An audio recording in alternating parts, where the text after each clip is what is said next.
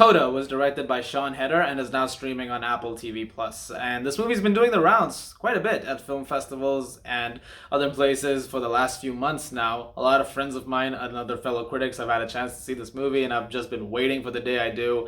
I was at actually virtual Sundance and I missed this movie, and I feel so bad. But anyway, here we are, and I can't wait to talk to you guys about it. CODA stands for Child of Deaf Adults. Ruby Rossi, played by Emilia Jones, is exactly that. The only speaking and hearing member of her family, her parents and her older brother, are deaf. She is trying to help them with their fishing business and essentially try to raise money and to basically get them out of some very tough spots. At the same time, though, there's high school's end coming up and she wants to go to college, and so she's trying to figure out her career, which is coming up in music, and she could be a musician and a very good singer someday, but that would also have to mean leaving the house. And how do you leave the house when you have a family who needs you? None of us who can actually hear properly will fully understand or ever understand what it's like to not have that sense.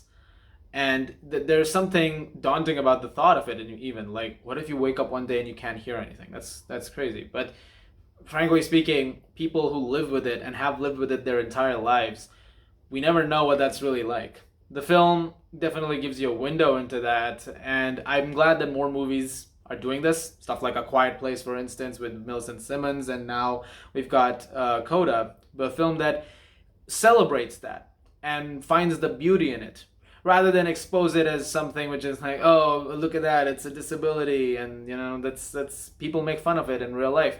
I'm so glad that the film doesn't do that, and it almost makes the conversations using ASL. There's something more beautiful about them rather than someone who is just rattling off onto a YouTube channel like me.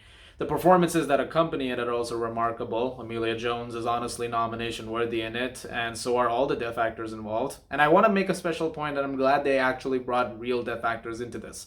Marley Martin, who plays Ruby's mom in the movie, she advocated for that heavily, saying that if deaf actors were not actually hired, she was not going to be a part of the project. And of course, Heather agreed, and so the main cast of this family are all deaf. And I thought, that's great. That is great, because those are the roles, like you need to have roles like this done by actors who yeah, they are deaf. Like, holy shit, how else are you gonna capture that feeling, really? And I'm so glad that that step was taken with this movie. It's a very big step, and it's gonna mean a lot to people who have this, who have the a hearing disability.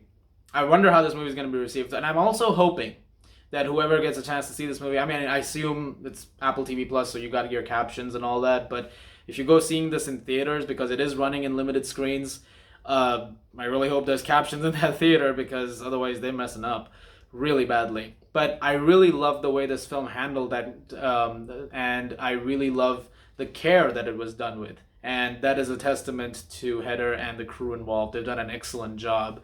The way the film has been crafted is remarkable. I mean, if we just go over to the rest of the film, it is great.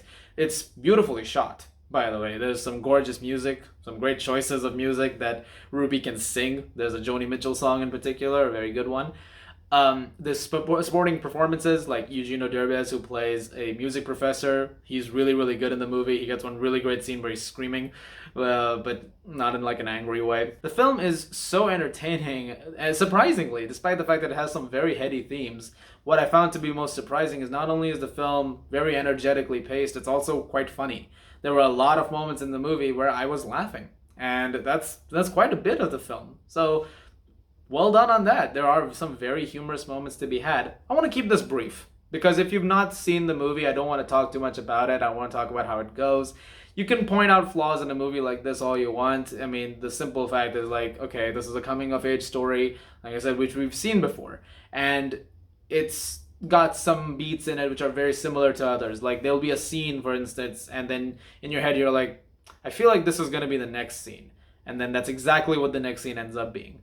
And so there is that aspect to it. Definitely, it's like, it's not the most original thing ever, but I've long maintained that It's also about how you're telling the story and what you're doing to tell that story that I care about at times a lot more than whether or not story beats have been done before. I mean, that's what makes films unique at the end of the day. So many ideas have been done by now in the industry that at the end I want to see something that is done in a way that is different from other things. And Coda has a lot of that. And I think it accomplishes that beautifully. And it's a film that I loved. And I cannot wait to see it again. And I highly recommend checking it out. And I know it's not been very long since the last time I gave this grade, but I honestly don't have any major issue with this movie, or any real minor one for that matter. And so I'm gonna give Coda a 10 out of 10.